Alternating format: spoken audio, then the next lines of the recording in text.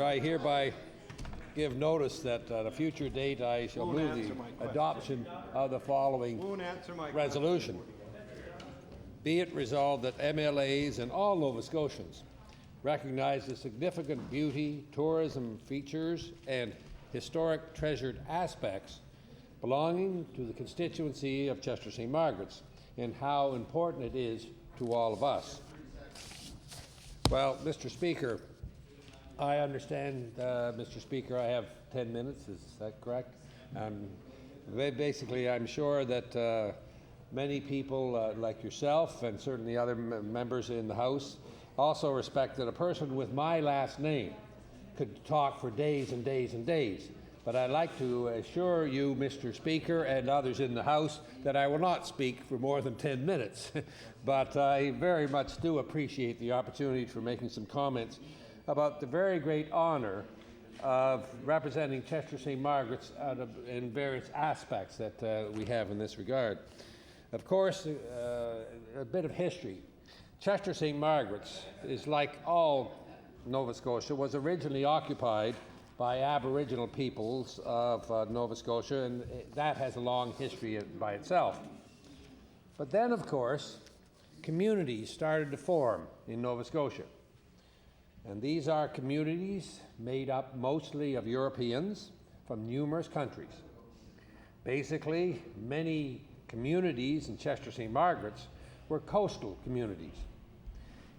Inevitably, Chester started in 1759, Hubbard's in 1760, and I don't have the list, but I could certainly go to numerous communities in Chester St. Margaret's and give them their beginning dates. And 10 minutes is 10 minutes. So, but it's certainly an interesting history when you get involved in that. Certainly, there was a sameness to all of these beginning communities. Inevitably, they were all on the coast, but inevitably, they were all unique because first, they were made up of different people with different challenges. Of course, the bottom line for all communities was to maintain and earn a living in the area, in that area, from that area. And certainly, many of these communities, this challenge added endurance and strength over the years. And of course, inevitably, some people would say, oh, what did the people living in these coastal areas do for a living? And we certainly talk for hours and days, etc., about that, because historians reveal various activities going on. But certainly, originally, of course, many of the people settling in communities in Chester St. Margaret's became expert in dealing with what the land was like where they lived. So in some areas, fishermen went to sea and made a living catching things from the sea. People living in forested areas became expert in handling and using wood, and then using the great land after they cut the wood to encourage various species of wood to grow. Thus, that became a business for them. Of course, in Nova Scotia as well, not just Chester St. Margaret's, but all Nova Scotia, our third biggest activity in Chester St. Margaret's is the idea of tourism. People come from not only other parts of Nova Scotia or other parts of Atlantic Canada or other parts of Canada, they literally come from all over the world. And when they travel in Chester St. Margaret's, they are very, very complimentary and thankful. I'm sure they would do that when they visit many of your areas too, but that they had a chance to go through such a unique and wonderful riding. Of course, I don't have to give everybody a lecture in the House right now about Chester St. Margaret's. I'm sure many people know that Peggy's Cove is that Peggy's Cove area is at one end of the riding. Of course, that area is recognized worldwide as being unique, as very, very beautiful, and in many respects, it's very inspiring to people. Of course, I'd like to take this opportunity to talk about the other end of the riding, and that is Oak Island. Out of all the tourist attractions in Nova Scotia, whether you live in Nova Scotia or a tourist from Nova Scotia or outside the province or wherever, whatever, many people know something about Oak Island. Of course, we all know that, or should know, if you have your history properly learned, in 1795, 3 young boys found an oak tree on Oak Island, and under a block and tackle, they dug a hole. Because the ground underneath that block and tackle was sort of loose. And it seemed that something must have been buried there. I'm sure that everybody knows at this time that no great realms of treasure have ever been come from Oak Island. However, that dream and thoughts about what's there and who put it there are literally worldwide. And I'd like to take this opportunity because, well, basically, I don't know if you have heard or not, but anybody, Nova Scotia, there's some people from Nova Scotians, that is, but also worldwide people that have joined the Oak Island Tourism Society. This is basically, the Oak Island Tourism Society is a non-profit group of people that are interested in Oak Island. And I could go on for a long time, but I maybe just read a few, maybe some more thoughts about that. The mission statement says, the Oak Island Tourism Society is a nonprofit organization made up of interested individuals, consisting of a formal board of governors who subscribe to the aims and objectives of the society. The society wishes to revive and invigorate interest in Oak Island, seeking the continued cooperation of the landowners. This goal should be accomplished by securing rights to operate guided tours on Oak Island, centralized through an interpretive center located on or off the island, to be created for the sole purpose of promoting Oak Island to visitors from home and around the world. The activities of the society will be done at a reasonable cost to future visitors, but also be an economically viable venture for the society, such that it operates on a cost recovery basis, with any profits to be used by the society to further objectives and aims.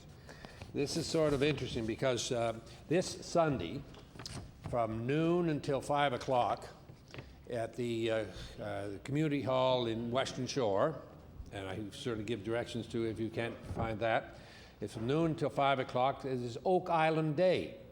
And anybody going to that exhibition, various exhibits, and I'll mention them in a minute, can go there and learn various aspects of the Oak Island.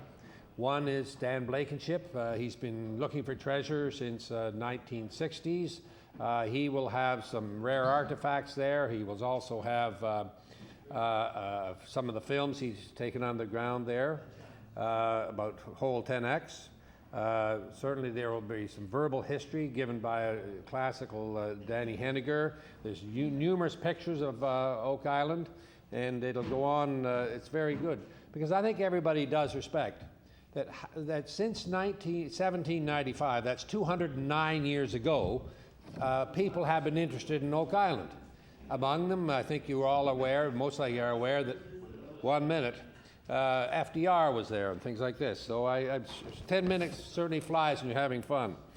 But I certainly think that if you could ever inquire and just back up what the Oak Island Tourism Society is, we want to have a feasibility study, and I think it's coming along there, a feasibility study about the economic viability of an interpretive center on Oak Island. It would fit into all of Nova Scotian, and it would be a great tourist attraction for everybody. And Mr. Speaker, I know I'm getting short on my time, but we'd certainly, if you could ever encourage that or just get involved with it, because when we all pull together on that, we certainly have a very noted attraction for all Nova Scotians and all worldwide people as well. Thank you very much, Mr. Speaker. Thank you. I recognize the honourable member for Timberley Prospect. Thank you, Mr. Speaker, and I welcome the opportunity to speak on this resolution, particularly when part of the resolution pertains to an historic part of coastal communities that I had the great privilege of representing in this House for a number of years. And there are people, of course, in those communities that remain in regular contact with me. Some of them I see almost on a weekly basis on other issues aside from politics and various other things that they bring to my attention. But I would like to focus particularly on the lighthouse route. And, you know, this is no time to dwell upon negativity because I understand the purpose of the resolution, but, you know, it is really quite shameful what is happening to the lighthouse route. First of all, there are little or very few actual operating lighthouses. And if you want a misnomer, when you look at people who say, I would like to get in that lighthouse, I would like to be able to actually go up into it. And you know, along the lighthouse route, which stretches from the Yarmouth line all the way along those wonderful coastal communities, there are absolutely very few that you can actually get in and see. And there are people in the riding that I represent currently in Terrence Bay and in Lower Prospect who are making efforts to maintain, to preserve the lighthouses in their community. But as you come around the bay, and if you come out of Shad Bay and come over the bridge, you go through three historic communities. East and West Dover, although I suppose I should call them one community. McGraw's Cove, Blind Bay, and Black Duck Run. I'm not going to take you on a geography lesson, but I want you to know, Mr. Speaker, that I'm on the way to historic Peggy's Cove. And last year, I recall having the opportunity of a friend of mine visiting from Calgary who had to go to Peggy's Cove. That was after, of course, he went to Terrence Bay and went over Porcupine Hill and realized this is a real fishing village. But he had to go to Peggy's Cove because of the promotion of it. And I gave him my Dodge Sport truck to drive. He and his daughter and wife took the Route 333 to Peggy's Cove. And the question I've got to ask this member opposite, the question I will eventually put to the Minister of Transportation during estimates, does the Minister of Transportation, Culture and Heritage ever talk to the Minister of Transportation? Because I've heard my good friend from Pictou West speak about road priorities. And let me tell you, when you go into the Campbell's restaurant, the Southwestern Peggy's Cove, and you look at the comments that are in there, look at the comments that are in that book. I will tell you, Mr. Speaker, they will say, wonderful people, beautiful view, but could you do something for the roads? And it is, if you look at priorities, and we all have road stories to tell, Peggy's Cove is not in the constituency any longer of Timberley Prospect, but the question I have is if there's a priority for road work, it certainly should be to one of the biggest tourist destinations, not just in Nova Scotia, but on the eastern seaboard. And if you go just up the road from Peggy's Cove, you come to probably what I consider, and I encourage members opposite and the members of the Liberal Party to stop in and see the Swiss Air Memorial. Mr. Speaker, it is to the credit of this government that they have addressed the issues with the Swiss Air Memorial. There's no more tasteful place for a quiet, contemplative view of the coast of this wonderful province than the Swiss Air Memorial.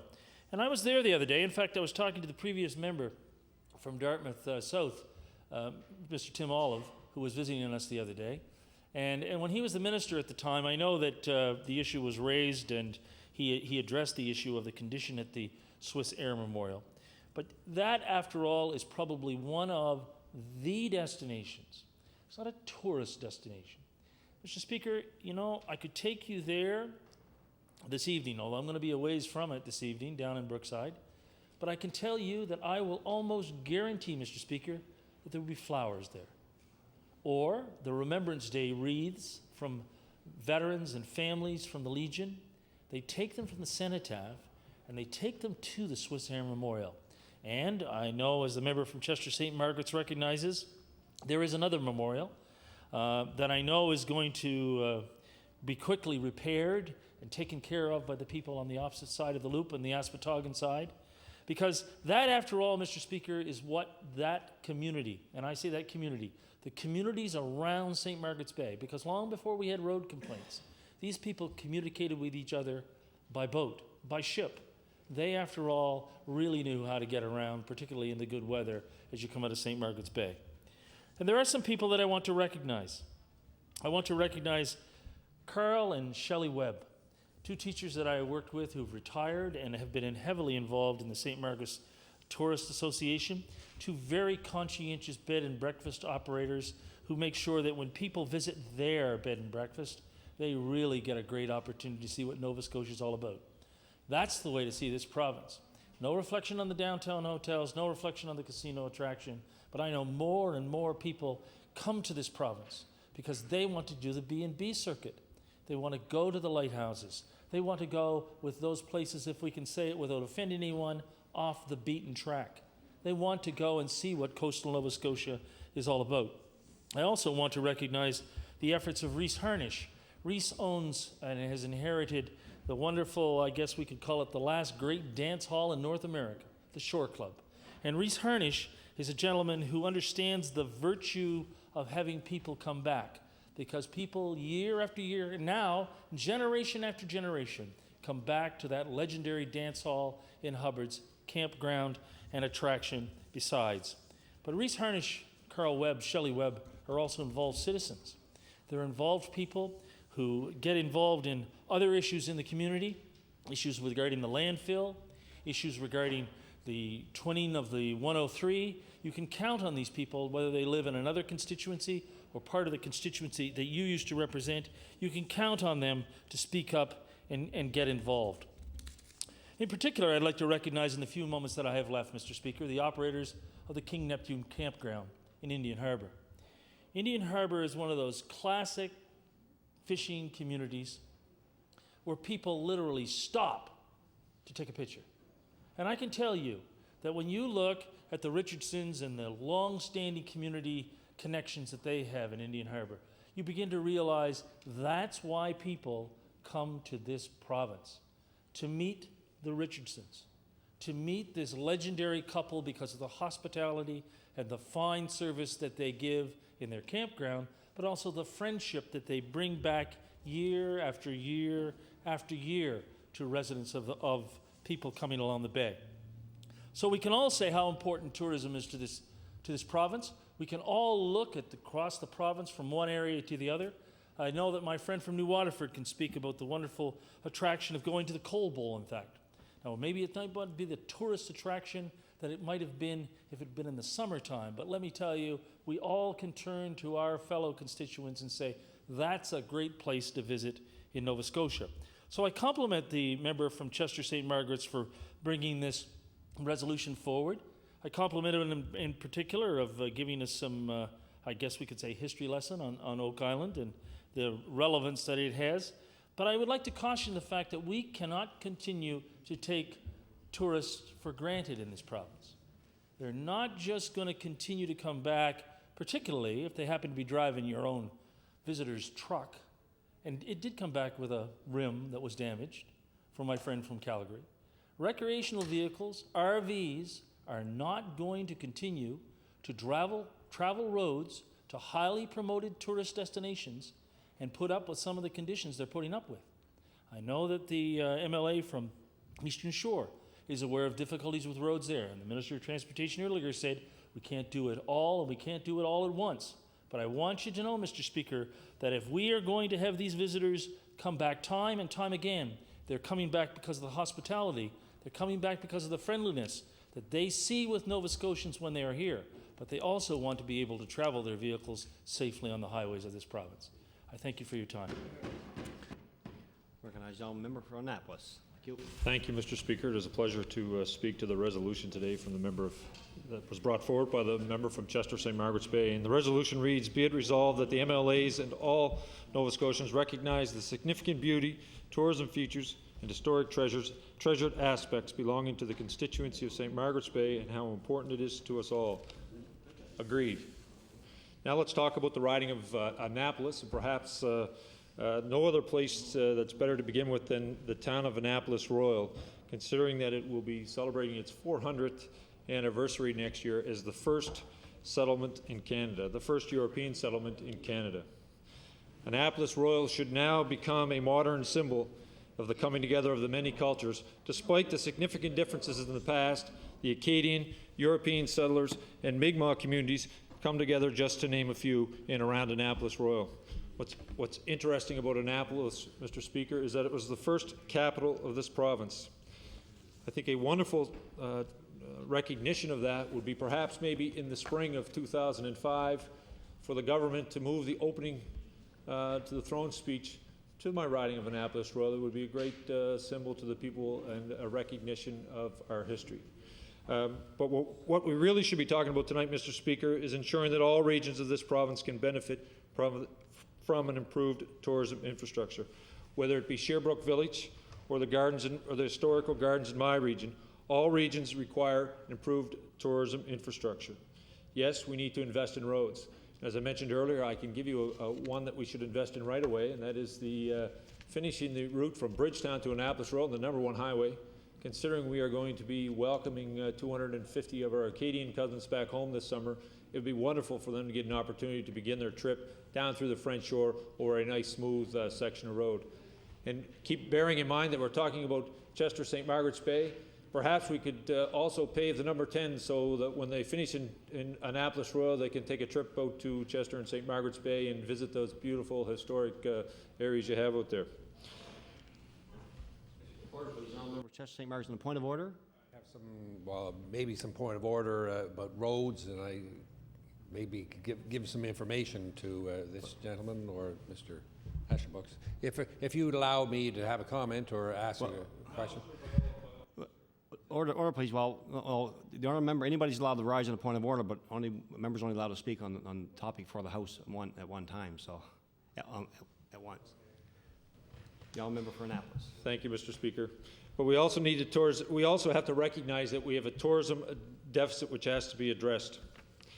One of the things that has been brought to my attention as the tourism critic for the Liberal Party has been the capital deficit that we have in many of our tourist attractions, and the fact that many of these volunteer groups are spending too much of their time doing fundraising to do capital work to ensure that those protecting our heritage sites so that future tourists might have the luxury that the past ones have had. Government must begin to work with the industry to develop a strategy to deal with the decline in tourism physical infrastructure, which is for our existing attractions. As my colleague from Cape Breton South has stated, government must appoint a Minister of Rural Economic Development, which will work with the Tourism Minister to seek solutions to the challenges faced by our tourism sector in rural areas, including the physical infrastructure. Mostly, Mr. Speaker, tourism needs a vision, and it needs to be led by the Minister of Tourism. We must ensure that our icons are adequately funded and preserved for the future. Government must work closely with tie-ins and tourism industry partnership to identify problems and solutions to ensure that the icons are there for future generations. We must also, Mr. Speaker, ensure that Ottawa plays its part in ensuring that our federal tourist attractions are well protected and preserved for future generations. As much as we need new attractions and investment in old attractions, we must ensure that the development does not ruin our natural treasures. I want to congratulate previous governments who've had the foresight to protect 31 protected spaces in Nova Scotia, and I want to encourage the present government to continue to move forward in that. And one of them that I can give for you to be using is the Nictal River Wilderness Area, which is in my riding, which has been brought before the government and bears consideration for this. Finally, Mr. Speaker, our festivals and events are key in the tourism draw. We must promote them and help them obtain the adequate funding. Support is required for events like Stan Rogers Festival, the Celtic Colours, and Apple Blossom Festival, and the hundreds of festivals throughout Nova Scotia, including the Lawrencetown Exhibition in my riding. And I think we also need to recognize, as I mentioned earlier, the significance of the 400th celebration of Annapolis Royal. It's the foundation, it's the beginning of this great country, Mr. Speaker. And it was a pleasure for me to rise today and speak on this topic. But in closing, I would like to just to suggest that perhaps all members of this House should be very cognizant of the beauty of the entire province and every riding across this province, and feel how blessed we are to be in this House to represent this great province. Thank you. Thank you, and I'd like to thank eligible members for taking part in the debate this evening tonight, and the House adjourns until 12 noon tomorrow.